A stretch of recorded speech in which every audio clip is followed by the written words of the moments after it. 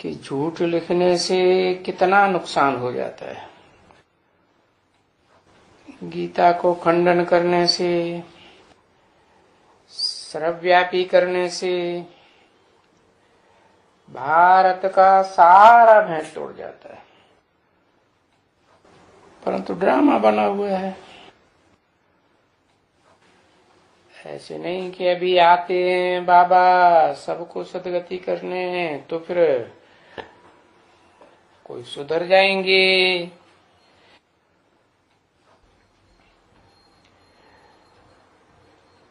ये सब सुधर जाएंगे, ऐसे तो है नहीं। कि भारत की बात है, भारत बच्ची बहुत ऊंचे से ऊंचा खंड है और भारत की महिमा परम अपार है।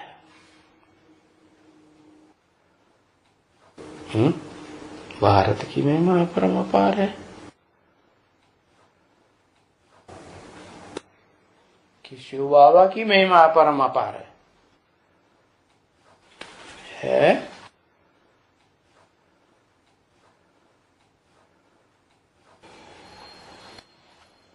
जहां शिव बाबा आते हैं, जिसकी महिमा परमापार कही जाती है, तो वो उसका जन्म इसमें है। किसमें? भारत में। बस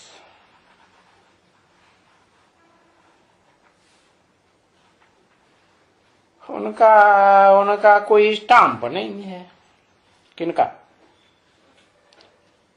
है? किनका स्टाम्प नहीं है? है? है? है? उनका जन्म भी नहीं होता, कुछ नहीं। और बाकी ये साधु संत महात्मा फलाना टीरा ये वो, माइयों का भी फलाने का, उनका बहुत स्टैंप बनाते हैं।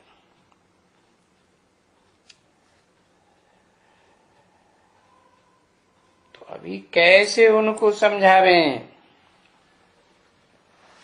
है जो इनका महत्व भी सबको मालूम पड़े।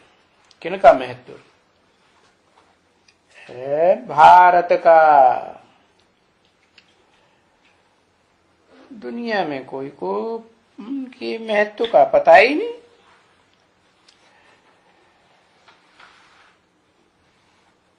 अभी जैसे बाबा वाणी चलाते हैं ना, जा करके जहां ये सोसाइटियां होती हैं, भारत के जो प्राचीन योग आश्रम हैं, बस वहां ही हैं। वहां जो बस जाते हैं प्राचीन भारत का योग सिखलाने के लिए।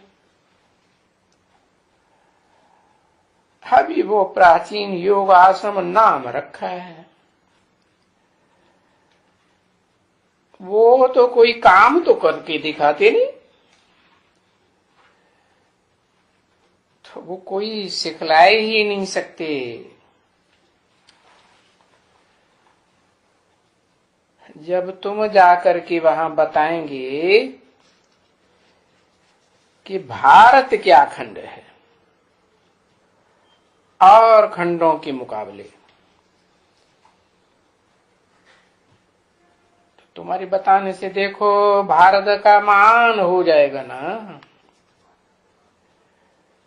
और मान बढ़ेगा ना बच्ची।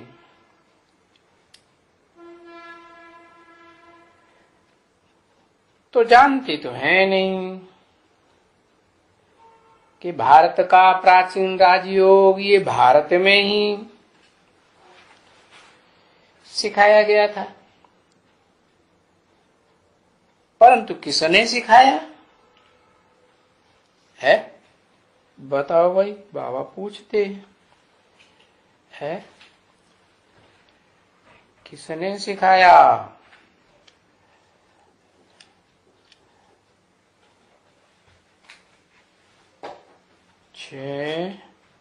शिव बाबा ने सिखाया।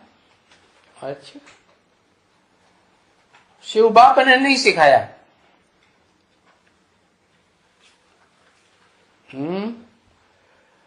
ओरिजिनल शिव बाबा ने सिखाया है। अभी संगम युग में कहेंगे ओरिजिनल शिव बाबा, शिव प्लस बाबा। फिर इस षष्ठी में तो सदाकांड शिव बाबा बताया, तो वो ओरिजिनल नहीं हुआ? वो भी ओरिजिनल हुआ? झूठ, दो दो बातें करती। ओरिजिनल तो एक ही होता है कि दो होते हैं? है, एक ही तो होता है ओरिजिनल, बाकी तो फिर डुप्लीकेट कापियां निकलती हैं। है? जब इब्राहिम आएगा तो बस सारी दुनिया ये समझेगी बस यही है ऊंचे से ऊंचा इस सृष्टि में, समझेगी ना? इब्राहिम का मुकाबला कोई दुनिया में करेगा उस समय? उस समय जब इब्राहिम आता है परमधाम से सृष्टि पर, तो उसका मुकाबला कोई करता है? उसे कोई समझा सकता है? तो विक्रमादित्य के गुरु समझा सकते हैं। फिर समझाया क्यों नहीं? काहे के लिए ना कर गए? क्यों? फिर दुनिया भर के शास्त्र वास्त्र बनाने की क्या जरूरत? उसको समझाए देते तो इस्लाम धर्म की बात चलती ही नहीं। क्या? कर्मेंद्रियों से, भ्रष्ट इंद्रियों से वो काम कर ही नहीं पाता। समझाया है? हाँ, अरे अरब देश में भले खदेड़ा तो उससे क्या होता है? वो जो बातें हैं वो यहां नहीं आती, वो जो सुनाता है? तो उन बातों से प्रभावित हो गए। तो अकेले इब्राहिम की बात नहीं है, जो जो भी धर्म पिताएं जब जब आए उनका मुकाबला किसी ने इस दुनिया में किसी ने नहीं कर पाया। तो लोग क्या समझेंगे? ये भगवान ही है ना? है? तो ऋषि मुनियों ने अनुमान लगा लिया कि हाँ, ये तो भगवान ही है जो इस दुनिया में धर्म पिताएं आते हैं, अपना अपना वर्चस्व उस समय जमाते हैं, तो भगवान ही उनमें प्रवेश करता है। ये भगवान के ही अवतार होते हो। अब उन्हें ये पता नहीं है कि ये तो दूसरे धर्म स्थापन हुए हैं। क्या? उन्होंने तो अपनी मनमत मिक्स की है। भगवान ने जो सिखाया वो तो किसी को मालूम ही नहीं है। सिखलाया है ना बच्ची? है? भारत में भगवान ने सिखलाया। तो जब नाम दिया भगवान है तो किसको कहें भगवान? निराकार ज्योति बिंदु को कहें भगवान, या वो जिसमें प्रवेश करता है उसको कहें भगवान? क्योंकि भगवान तो हेवन स्थापन करता है? Supreme God father, heavenly God father, और तो कोई नहीं स्थापन करता। भले इब्राहिम, बुद्ध, क्राइस्ट वगैरह आते हैं इस सृष्टि पर और उनका मुकाबला दुनिया में कोई नहीं कर सकता, फिर भी वो कोई स्वर्ग स्थापन नहीं करते। दुनिया तो फिर भी और ही दुख की दुनिया बनती जाती है। तो कह दिया, लिख दिया शास्त्रों में, कृष्ण ने राजयोग सिखाया।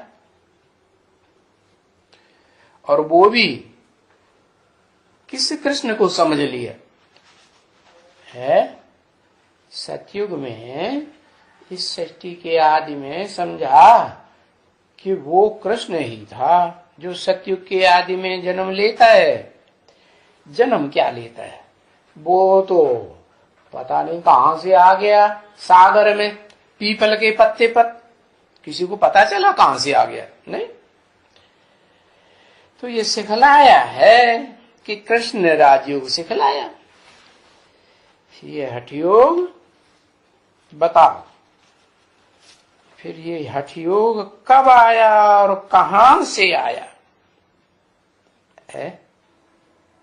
फिर जबरियन लिख दिया कि सतयुग की 16 कला संपूर्ण है बच्चे ने सिखलाया। सो भी उसको छोटा बच्चा दिखाते हैं। छोटा बच्चा कैसे राजयोग सिखाएगा? राजयोग से तो